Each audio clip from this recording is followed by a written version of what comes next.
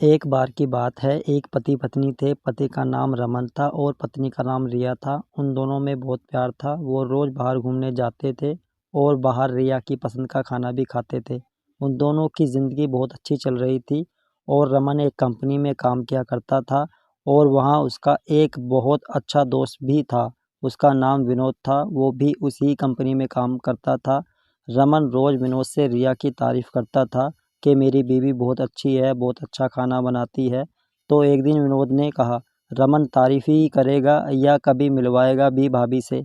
मैं भी देखूँ जिनकी तू इतनी तारीफ़ करता है, वो कैसी दिखती हैं। तो रमन ने कहा, ठीक है, आज शाम तू मेरे साथ घर चल, तुझे रिया से मिलवाता भी हूँ और उसके हाथ का खाना भी खिलाता हूँ। तो विनोद ने कहा, ठीक है।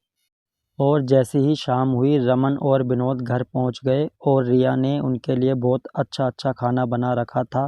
फिर उन्होंने खाना खाया और खाना खाकर विनोद बोला, भाभी मान गए आपको, जितनी आप अच्छी हो उतना ही अच्छा खाना था। रमन आपकी सही तारीफ करता है। रिया ने मुस्कुराकर शुक्रिया बोला। फिर उसके बाद विनोद अपने घर चला गया। अगले दिन रिया सोच रही थी कि कल रमन का बर्थडे है, मैं उसके लिए सरप्राइज़ पार्टी रखूँगी, लेकिन वो इतना सब कुछ अकेले नहीं कर सकती थी। तो उसने सोचा, मैं विनोद को बोलती हूँ, वो मेरी मदद करेगा क्योंकि वो रमन का दोस्त है। फिर रिया ने घर की डायरी निकाली जिसमें सबके नंबर लिखे होते थे। उसमें विनोद का भी नंबर था। फिर रिया ने विनोद को फ़ोन लगाया।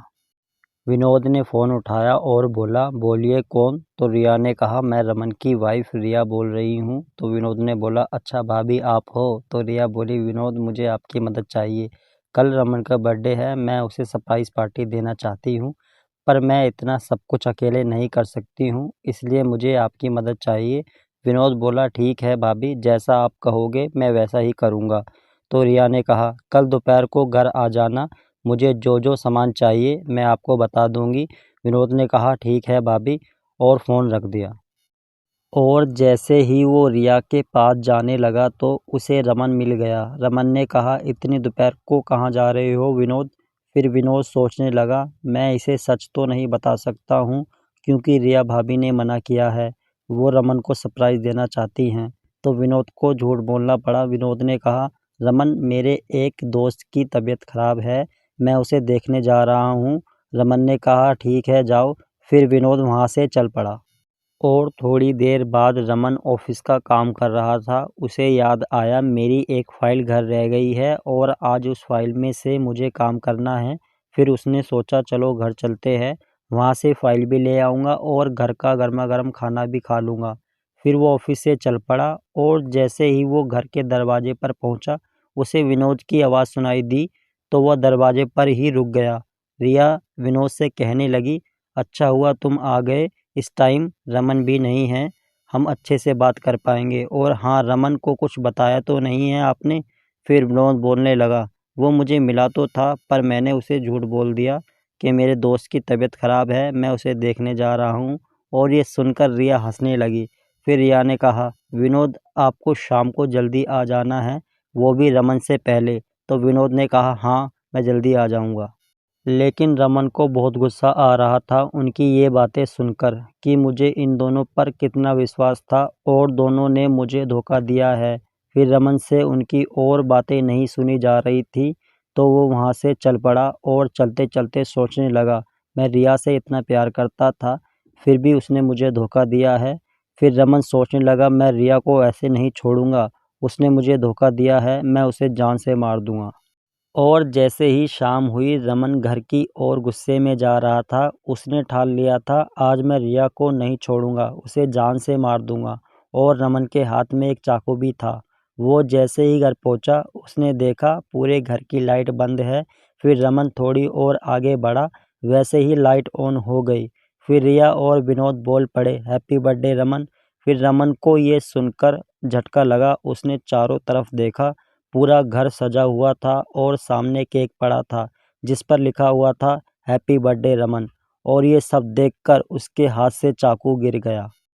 फिर रिया वहाँ आई। उसने रमन से कहा, हैप्पी बर्थडे, और बोली, रमन आपका आज बर्थडे है, इसलिए मैं आपको सरप्राइज़ देना चाहती थी और इस काम को मैं अकेले नहीं कर सकती थी, तो मैंने विनोद की मदद ली थी। ये सुनकर राहुल के आँख में आंसू आ गए। तभी वहाँ विनोद भी आ गया। उसने कहा, रमन, मैंने तुमसे झूठ बोला था, मेरा कोई दोस्त बीमार नहीं था, मैं तुम्हारे ही घर पर आया था भाभी की मदद करने। और ये सुनकर रमन खूब रोने लगा। ये देखकर रिया और विनोद को बड़ा अजीब लगा। रिया ने पूछा, रमन क्यों रो रहे हो? रमन ने कहा, मुझे माफ़ कर दो, मैंने तुम दोनों पर शक किया था, मुझे लगता था तुम दोनों मुझे धोखा दे रहे हो। आज दोपहर में घर आया था फाइल लेने, तो मुझे विनोद की आवाज़ सुनाई दी और मैंने तुम्हारी सारी बातें सुनी थी, तो मुझे लगा तुम दोनों मुझे धोखा दे रहे हो, तो मैंने सोच लिया था मैं आज रिया को मार दूंगा। पर मैं कितना गलत था, तुम तो मुझे बहुत प्यार करती हो और विनोद मेरा बेस्ट फ्रेंड है, मैंने उस पर भी शक किया, प्लीज़ मुझे माफ़ कर दो। फिर रिया ने कहा, रमन, मैं मर जाऊंगी पर तुम्हारे अलावा किसी और को नहीं चाहूंगी। फिर विनोद ने भी कहा, रमन, मैं तुम्हें अपना भाई भी मानता हूँ, मैं कभी सपने में भी ऐसा नहीं सोच सकता हूँ। ये सब सुनकर अब रमन को अपने आप से नफरत हो रही थी।